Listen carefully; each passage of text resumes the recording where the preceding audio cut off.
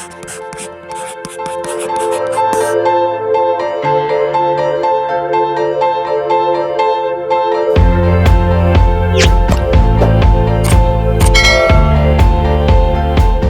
sastra. Karya sastra adalah ungkapan perasaan manusia yang bersifat pribadi yang berupa pengalaman, pemikiran, perasaan, ide, semangat, keyakinan dalam bentuk gambaran kehidupan yang dapat membangkitkan pesona dengan alat bahasa dan dilukiskan dalam bentuk tulisan. Sumarjo dalam bukunya mengatakan bahwa karya sastra adalah sebuah usaha merekam isi jiwa sastrawannya. Rekaman ini menggunakan alat bahasa. Sastra adalah bentuk rekaman dengan bahasa yang akan disampaikan kepada orang lain. Jenis-jenis karya sastra. Pembagian jenis sastra imajinatif diantaranya puisi, fiksi atau prosa naratif dan drama. Puisi. Puisi termasuk salah satu genre sastra yang berisi ungkapan perasaan penyair, mengandung rima dan irama, serta diungkapkan dalam pilihan kata yang cermat dan tepat. Ciri-ciri puisi dapat dilihat dari bahasa yang digunakan serta wujud puisi tersebut.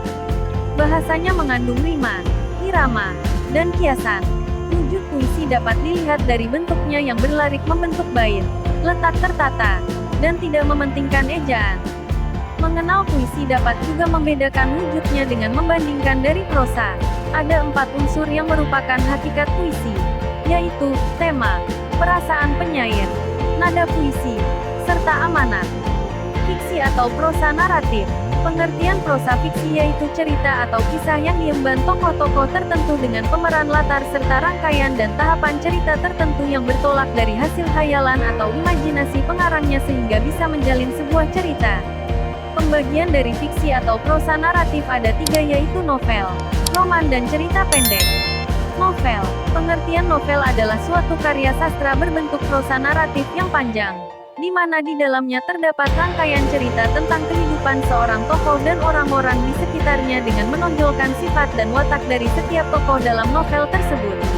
Ada juga yang mengatakan bahwa pengertian novel adalah suatu karangan berbentuk prosa yang di dalamnya terdapat unsur intrinsik dan unsur ekstrinsik. Tidak seperti cerpen, isi cerita sebuah novel jauh lebih panjang dan kompleks, serta terdapat pesan tersembunyi yang ingin disampaikan kepada pembacanya. Roman. Menurut pendapat dari Kamus Besar Bahasa Indonesia, roman merupakan karya prosa yang menggambarkan tindakan pelakunya menurut watak dan isi jiwa masing-masing. Roman adalah bentuk prosa baru yang berupa cerita fiksi yang masuk golongan cerita panjang, yang isinya menceritakan kehidupan seseorang atau beberapa orang yang dihubungkan dengan sifat atau jiwa mereka dalam menghadapi lingkungan hidupnya. Cerpen. Cerpen adalah cerita pendek, jenis karya sastra yang memaparkan kisah ataupun cerita tentang manusia beserta seluk-beluknya lewat tulisan pendek. Atau definisi cerpen yang lainnya yaitu merupakan karangan fiktif yang isinya sebagian kehidupan seseorang atau juga kehidupan yang diceritakan secara ringkas yang berfokus pada suatu tokoh saja. Pembagian jenis sastra non-imajinatif diantaranya. Esai adalah tulisan yang mengangkat suatu masalah sastra berdasarkan subjektivitas penulis. Kritik adalah penilaian atau penghakiman terhadap suatu karya sastra. Sejarah adalah kejadian masa lalu yang dituliskan sejarawan. Biografi adalah riwayat hidup seseorang yang dituliskan oleh orang lain. Autobiografi adalah riwayat hidup seseorang yang ditulis oleh dirinya sendiri. Unsur intrinsik dalam karya sastra. Unsur intrinsik adalah unsur-unsur yang membentuk dan mempengaruhi struktur karya sastra yang berasal dari dalam karya sastra. Unsur-unsur yang berada dalam karya sastra tersebut antara lain adalah 1. Alur cerita 2. Tema dan amanat 3. Latar 4. Penokohan 5. Sudut pandang 6. Gaya bahasa. Agar kalian lebih paham, unsur-unsur tersebut akan dibahas secara lebih rinci di bawah ini. Alur atau plot. Alur atau juga disebut plot adalah sebuah rangkaian peristiwa dari awal sampai akhir yang saling berhubungan dan membentuk suatu kesatuan cerita yang utuh, bulat, dan padu. Terdapat 3 jenis alur yang ada dalam sebuah cerita. Alur maju. Alur maju adalah alur cerita yang menggambarkan peristiwa yang dimulai dari awal sampai akhir secara berurutan. Karena mudah dipahami, alur maju seringkali digunakan dalam berbagai macam cerita, mulai dari novel, cerita rakyat, cerita sejarah, cerita fiksi, hingga juga cerita fantasi. Alur mundur. Alur mundur adalah alur yang menempatkan peristiwa akhir atau penutup sebagai awalan cerita, dan menceritakan peristiwa-peristiwa pokok melalui kenangan masa lalu salah satu tokoh. Umumnya, alur mundur digunakan dalam cerita-cerita yang berhubungan dengan ingatan masa lalu atau mengingat masa-masa yang sudah lampau. Alur campur. Sedangkan, alur campuran adalah alur yang menggabungkan alur maju dan alur mundur dalam rangkaian peristiwanya. Umumnya, alur campuran digunakan untuk cerita-cerita kompleks yang memiliki unsur perjalanan waktu ataupun unsur mengingat ke masa lalu dan kembali ke masa sekarang. Sebagai rentetan peristiwa yang ada dalam sebuah cerita, alur cerita umumnya mengikuti struktur sebagai berikut. Tahap awal. Tahap awal merupakan bagian pengenalan yang menceritakan tokoh-tokoh yang ada dalam cerita serta latar belakang dan kontekstualisasi dari cerita tersebut. Tahap konflik muncul. Pada tahap konflik muncul, bagian ini menceritakan mengenai awal munculnya suatu konflik. Bagian ini biasanya ditandai dengan adanya pertentangan antar tokoh. Tahap klimaks. Pada tahap klimaks, pertentangan dan masalah yang sudah ada mencapai puncaknya dan tokoh utamanya harus menyelesaikan konflik tersebut. Tahap antiklimaks. Pada bagian antiklimaks, pertentangan dan masalah yang muncul sudah mulai menurun dan dapat diatasi oleh tokoh utama. Pada bagian ini, mulai dijelaskan cara-cara menyelesaikan masalah tersebut. Tahap penyelesaian. Sedangkan, pada tahapan penyelesaian, pertentangan dan konflik yang terjadi antar tokoh sudah mampu diselesaikan dengan baik. Tema dan amanat. Tema adalah pokok pikiran atau pokok masalah suatu karya sastra. Ada dua jenis tema dalam karya sastra, yaitu tema mayor dan minor. Tema mayor. Tema yang sangat menonjol disebut dengan tema mayor. Tema seperti ini memiliki pengaruh yang sangat besar terhadap alur cerita serta penokohan dari tokoh-tokoh tersebut. Tema minor. Tema yang tidak menonjol disebut tema minor yang tidak terlalu berpengaruh atau dirasakan tetapi tetap memiliki dampak pada cerita.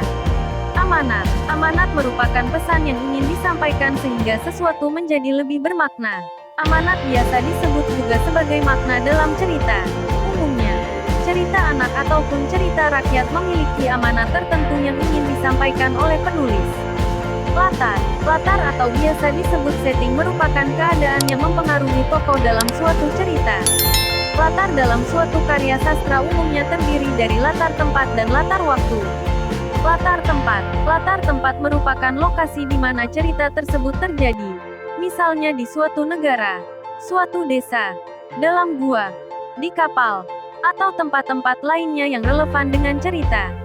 Latar waktu. Latar waktu adalah kapan cerita tersebut terjadi.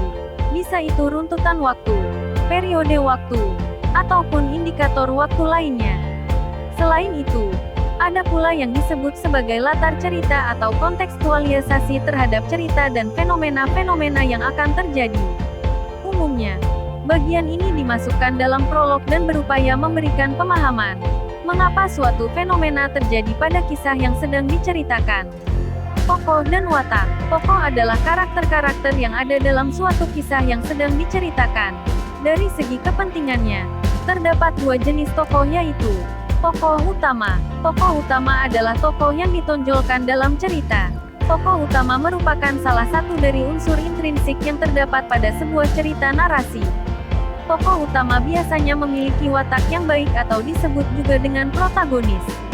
Tokoh pembantu. Tokoh pembantu hanyalah figuran atau pemeran yang membantu tokoh utama dalam cerita tersebut. Sedangkan, dari segi perannya dalam suatu cerita, tokoh dibagi menjadi tiga, yaitu tokoh protagonis, tokoh antagonis, tokoh tritagonis. Tokoh protagonis atau kerap disebut sebagai tokoh baik adalah karakter yang biasanya disukai oleh penikmat karya sastra. Sedangkan tokoh antagonis atau tokoh jahat adalah tokoh yang kerap dibenci karena sifatnya jahat atau kurang baik. Tokoh tritagonis adalah tokoh yang menjadi penengah ataupun mediator dalam konflik-konflik yang muncul dalam cerita tersebut.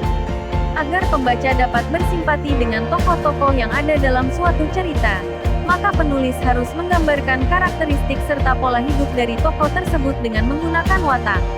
Watak dalam penokohan merupakan cara-cara yang dilakukan pengarang untuk mendeskripsikan tokoh dalam suatu karya sastra. Sudut pandang. Sudut pandang adalah posisi atau kedudukan seorang pencerita dalam menceritakan suatu karya sastra.